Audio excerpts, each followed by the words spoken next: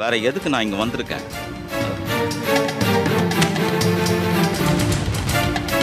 ஒரு ரியாக்ஷனையும் காணுமே. ஏண்ணே பொட்டன்னு சொல்லுவானுங்களே அப்படின்னா என்னண்ணே? ஏய், இவன் தாண்டா அது.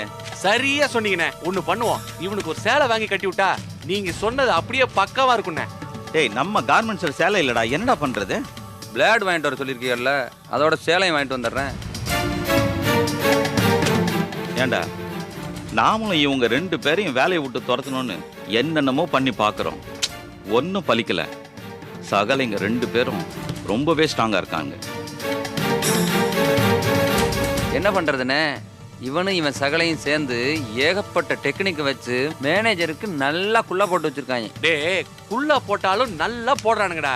இவனுங்க குடும்பம் வழக்கம் அப்படி போல. இந்த விஷயத்துல இவனுங்க 2 பேரையும் மிஞ்சவே முடியாதுடா. சோக்கா நடிக்கிறானுங்க. ஏய், குடும்பம்னு இவன் குடும்பத்தை சொல்றியா இல்ல அந்த சூப்பர்வைசர் குடும்பத்தை சொல்றியா? அண்ணே எதுக்குண்ணே குடும்பத்தெல்லாம் எடுத்துக்கிட்டு? ஏய், இவன் குடும்ப லட்சணம் அப்படிடா. இவனை விடுறா, அந்த சூப்பர்வைசர் இருக்கானே, அவன் குடும்பம் ஒரு குரங்கு கூட்டம். கரெக்டா சொன்னீங்கண்ணே. அவன் பொண்டாட்டி விஜய் இருக்காளே, அவ பயங்கரமான ஆளு. யாரை வேணாலும் கரெக்ட் பண்ணிடுவா.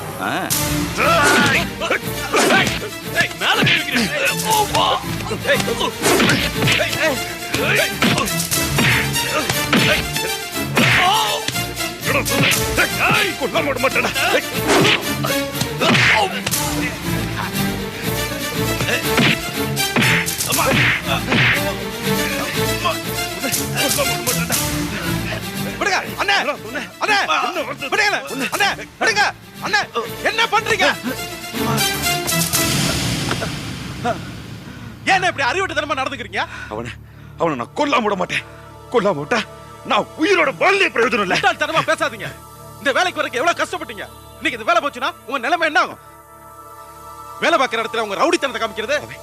அவன் என்ன வார்த்தை சொன்ன தெரியுமா? என்ன வேணாலும் பேசட்டும். நம்மள பிடிக்காதவன் 1000 வார்த்தை பேசுவான். நம்ம பொறுத்தா ஆனும். நம்ம நிலைமை அப்படி. நம்மளுக்கு ஒரு தரம் இருக்குல்ல. வேலை பார்க்கிற இடத்துல வச்சு கை நீட்டி இருக்கீங்களே, என்ன பண்ண முடியும்? இன்னும் முரட்டுத்தனத்தை விடல, ஊர் பத்தியும் காமிச்சிட்டீங்க.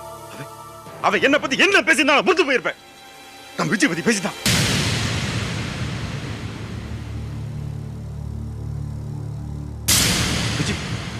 விஜய் பத்தி என்ன பேசினா?